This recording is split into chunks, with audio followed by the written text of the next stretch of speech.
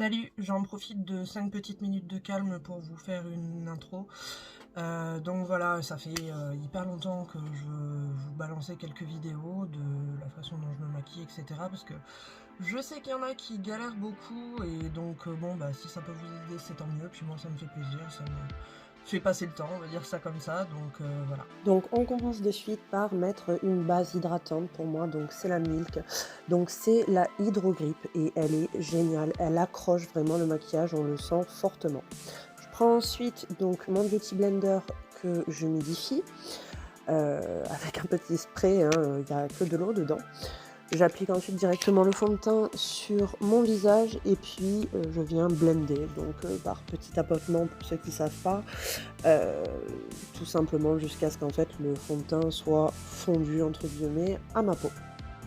Je descends ensuite mon fond de teint dans le cou parce que bon, qu'on se le dise, les démarcations c'est pas très joli, donc on n'oublie pas de bien descendre.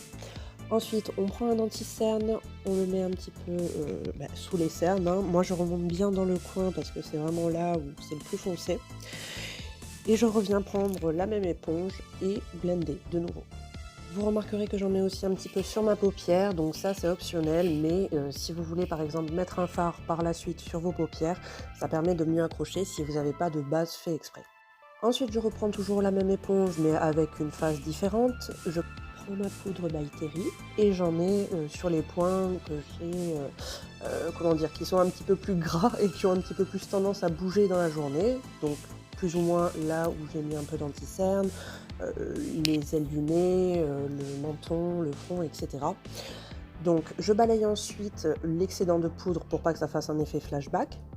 Je prends ensuite le Magic Touch de L'Oréal et je viens en pulvériser sur mon visage tout simplement en cachant ma frange pour pas que ça vienne sur mon côté blond et que ça fasse des taches du coup. Donc si vous n'avez jamais tenté cette technique, je vous conseille vivement de faire un petit essai sur votre avant-bras parce que il faut vraiment choper le coup de main. Si vous en mettez trop, vous allez foirer tout le teint que vous avez fait précédemment, donc vraiment entraînez-vous sur votre bras, c'est sur la pression de la buse en fait qu'il faut être précis, on va dire. Je passe à mon contouring et je prends ce produit qui est mon fave, vraiment mon fave.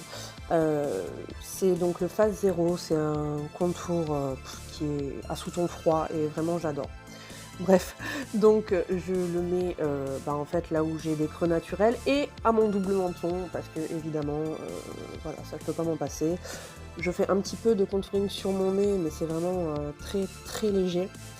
Je prends ensuite mon démaquillant avec une petite lingette réutilisable et j'en passe sur mes piercings parce que ça vraiment, je tiens à insister, c'est vraiment pas beau quand il nous reste du fond de teint sur les piercings, que ça rend les bijoux tout ternes, enfin voilà. Je me mets ensuite un petit peu de baume à lèvres parce que sinon j'ai les lèvres vraiment très desséchées, surtout en ce moment avec le froid. Et puis après, je passe à cette palette pardon, d'enlumineur et je viens en poser sur mes points de lumière, donc c'est-à-dire sur le haut des pommettes, sur l'arête de mon nez, un petit peu aussi sur l'arcade sourcilière parce que je compte pas faire un maquillage trop exagéré, on va dire, sur les yeux. Donc voilà, c'est juste histoire que ça relève un petit peu rehausse un petit peu le teint.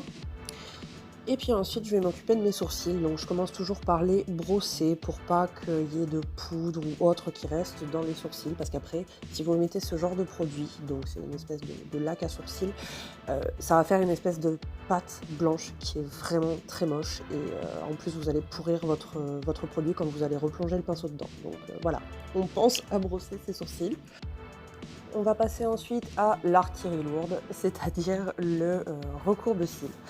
Donc je recourbe mes cils, donc je fais des petites pressions plutôt que de laisser appuyer très longtemps, ça recourbe mieux, ça fait moins mal. Je prends ensuite mon liner et alors là, c'est une question qu'on m'a souvent posée, comment tu fais ton trait de liner? Et je pense que c'est une des questions de toute façon qui reviennent le plus dans le maquillage, sauf que c'est quasiment que de l'entraînement. Alors je peux essayer de vous expliquer, mais il faudra essayer et réessayer. Donc là je vous ai fait un petit zoom, donc vous voyez que je commence par le coin externe, je trace un trait sans tirer ma paupière au départ. Une fois l'ébauche de mon trait terminée, entre guillemets, je vais poser le pinceau de mon liner sur la ligne, le ras des cils de la ligne du haut. et je vais suivre tout simplement et relier au trait que j'avais fait précédemment. Donc c'est compliqué à expliquer. Si jamais vous voulez une vidéo vraiment qui soit dédiée au liner, on en fera une, mais là comme ça, je peux pas, je peux pas tout vous expliquer en 2 minutes. Ensuite, je passe rapidement au mascara. Donc bon, je vais pas vous expliquer comment mettre du mascara, si ce n'est qu'il faut en mettre au-dessus et en dessous des cils. Il faut pas en mettre que en dessous. Enfin, en tout cas, si vous voulez du volume. Si jamais vous faites des taches comme moi, vous pouvez les enlever avec un petit goupillon. Une fois que la tache en fait est sèche, vous avez juste à frotter. Moi, en attendant que ça sèche, parce que je mets 2 couches de mascara, je passe au rouge à lèvres, comme vous voyez, enfin au rouge à lèvres, au crayon. Et puis, tout simplement au fixateur de maquillage. Et là, je reviens à ma deuxième couche de mascara. Donc j'en mets un premier en fait pour la longueur et le deuxième pour l'épaisseur. Voilà!